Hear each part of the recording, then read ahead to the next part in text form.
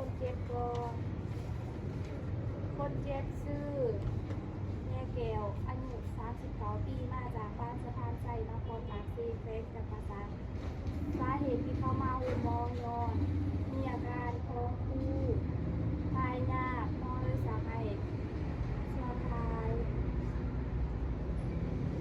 จากนั้นผมจะล้างมือหาขั้นตอน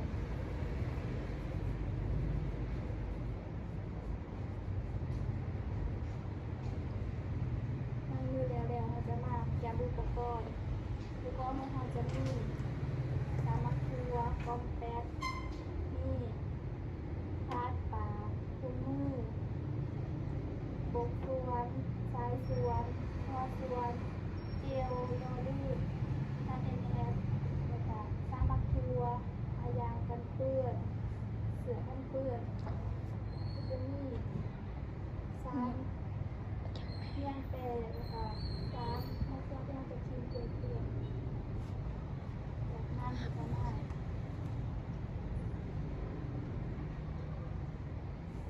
ใส่ผ้าตากใส่อุปกรณ์คาถาคนเจ็บสบายดีแม่ซื้อแม่เดี่ยวโบเล่อายุ39 ปีมาจากบ้านสะพานไซนอกเลยลูกชื่อดิดาคันจันเป็นนักศึกษาการเรียนที่นี่มีจะมาส่วนใหญ่ส่วนไทยมีเรื่องในจากนั้นนี้ไทยเลยจากนั้นเขาจะมาจัดสถานแวดล้อมตรวจเบิ่งเขาจะปิดพัดลมปิดพัดกังเปิดไฟให้สว่างนะคะจัดพานอนให้คนเจ็บเปิดเฉพาะบอนที่ว่าเขาจะเคลื่อนทายแล้วก็ให้คนเจ็บนอนกับไม่ใช่เดินสายเดินสายแล้วเลี้ยวข้อเขาขึ้น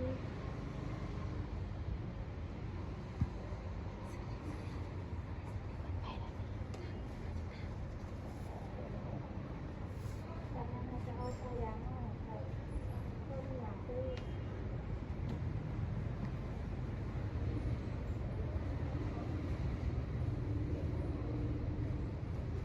จากนั้นเราจะมาอุปกรณ์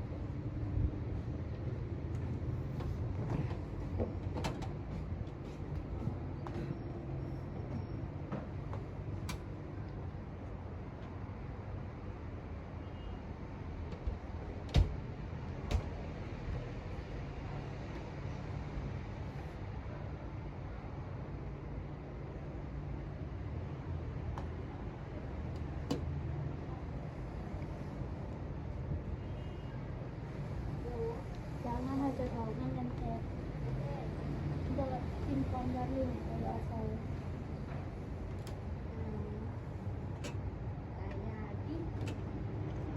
จากนั้นเราจะเอาเจลยาลืมมาโยนใส่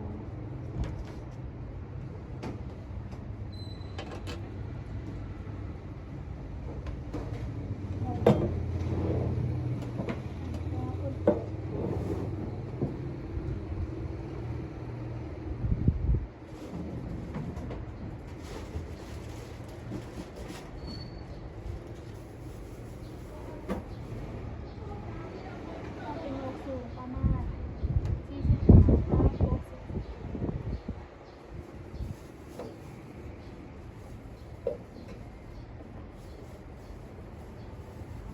แล้วมันเขาจะทดสอบห้าส่วนเราใส่อะไรบ้าง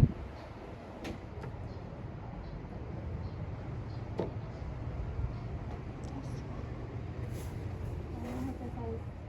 เสือกันเปื้อน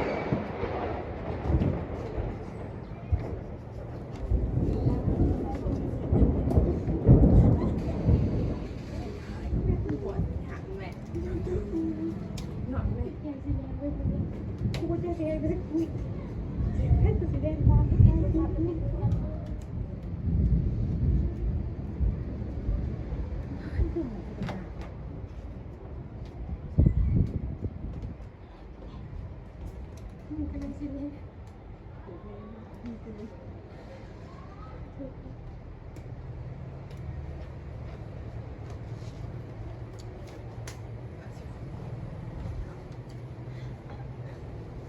จะดูเวลาสามารถเอาเสียงประมาณเสร็จมือถวานนี่หน่อยดู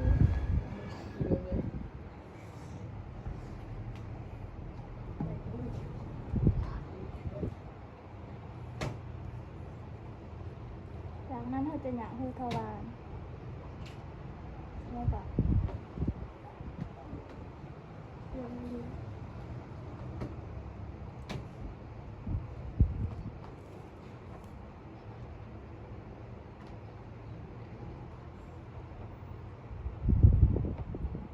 ค่อยๆสอดหัวสวนเขาหูทวารนักประมาณ5-7 เซนติเมตรผู้ใหญ่เด็ก2-5 เซนติเมตรแล้วก็จับหัวสวนหายคงทีจากนั้นให้จะมาเปิดหัวสวนหายนำยายซาแนะนำให้คนเจ็บถอนลมหายใจเข้าออกซาบ่ให้เบ่งอาจมเมื่อคนเจ็บหูสึกปวดท้ายนักให้ปิดหัวส่วนแล้วดึงหัวส่วนบอกให้คนเจ็บยุ่มไว้ก่อนแล้วให้หายใจเลิกหายใจยาวๆ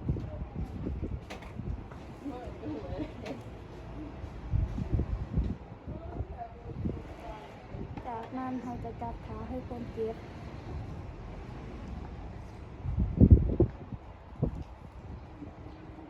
เมื่อคนเจ็บหายบ่ได้เราจะสวน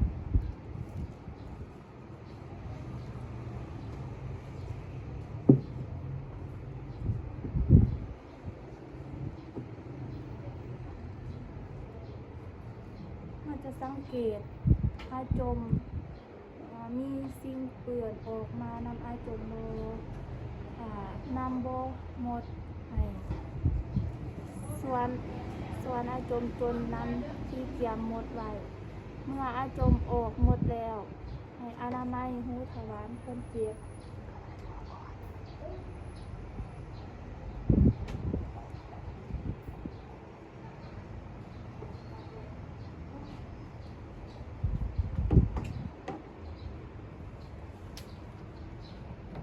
อนามัย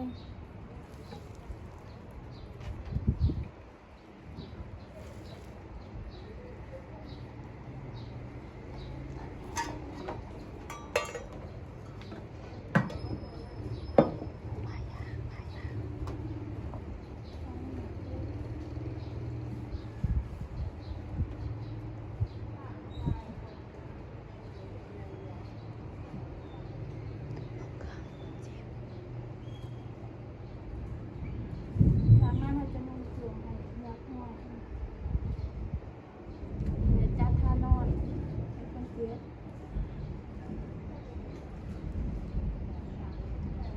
จากนั้นเราจะติดตามอาการคนเจ็บ50 นาทีติดตามเนื้อจะนั่งเก็บเนื้ออยู่ตรงคอนะคะคอ